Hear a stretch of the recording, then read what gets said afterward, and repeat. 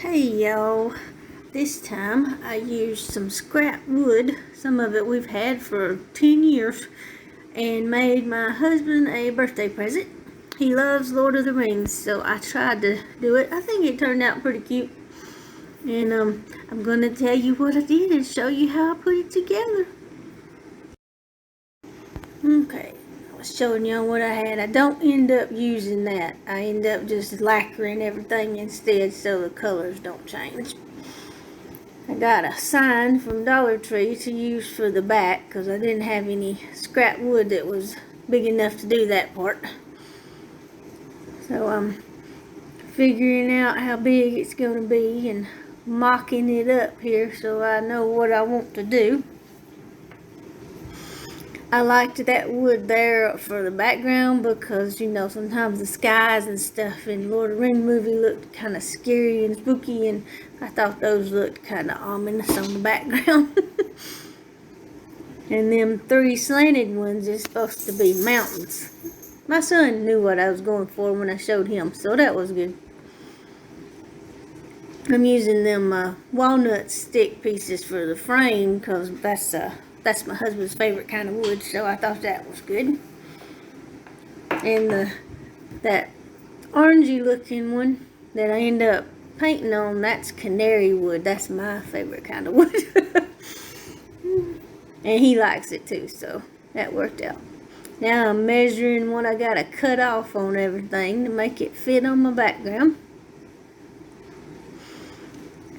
And then I went outside to use the chop saw to cut it all down.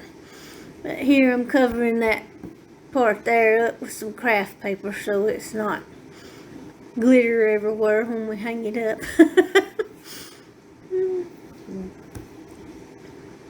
Make sure it sticks good. This is my first ever woodworking project that I did all by myself.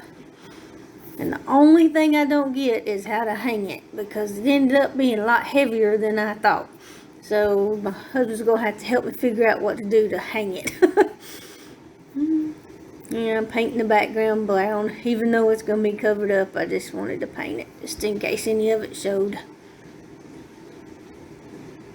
Let me dry it because, you know, I'm impatient. Gotta hurry up. Okay. Sand this board before I use my pencil and draw my people on it. I had to turn the light on because Granny couldn't see it. I don't think I did too bad drawing this. This being the first time I'd ever tried it was on this piece of wood here. I should have practiced, but, you know, I just didn't. It ends up cute in the end. Some of them may not be exactly to scale, but you can tell who they are anyway. Had a little trouble with that first guy. Then the horse was easy. Go figure. But they just come along after that. Had a little trouble with one towards the end, but I get him down. Get them all on there. I started a little too forward on the board over there, so I ended up having to cut a little bit of that off to make it look right with the other end. I almost run out of room, but it all fits. Gandalf's just walking off the edge over here. That's the other one I had trouble with. I finally got it. There's Gandalf. See how close he is? But he still fits. That's that one I was having trouble with. Okay, use my Posca paint pens to color all this stuff in. Traced it in first. Then I go back and do the coloring in part. Don't it look cool? I saw this design all over Pinterest in one form or another. So I thought I can draw that. I sure hope my husband ends up liking it.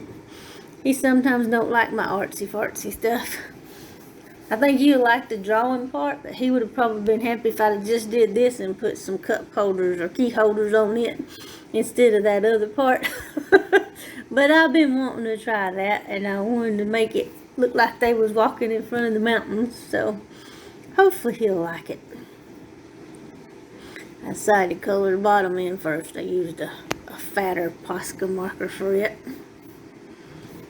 Now I'm going in coloring in all the little people and the horse. It didn't take too long to do that part. I like watching it come together on here. When I speed it up, it looks cool to me. There we go, almost done. There, it looks cute. Now, time to glue it together. I used that wood glue and hot glue. That's why I realized I put the glue too far. Wasn't going to be sticking to nothing, so I had to wipe it off. And I was doing the background, and here in a minute I had to open my clamps because I didn't think to do it beforehand.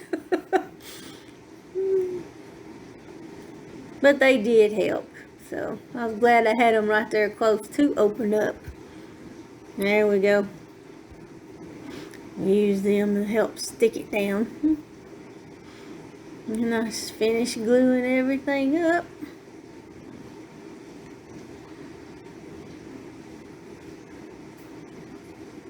It stick good too. I kept turning it upside down to see if anything would fall off, and nothing has so far.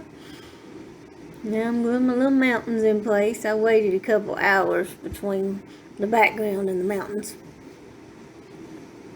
Give the glue some time to set up better. I'm using rosewood and the walnut and the canary wood, and I don't know what that one there is. I can't remember what it's called, and I can't remember what the ones on the background are called. My husband might know. Like I said, we've had them things for 10 years or more, because we used to do woodworking projects, and then we got out of it, and so I just kept it because I knew I eventually wanted to do something with it. I'm glad I did now, because I like how this turns out. I was a little nervous using the chop saw out there by myself, but I got it done. I went out, did some, come back in, realized I had to do some more. Had to go back out though, but I got it. So I'm just finishing gluing it all up, and I'm going to show y'all what it looks like here in a minute. Trying to get it all in frame, but ain't exactly. But y'all can see what it looks like.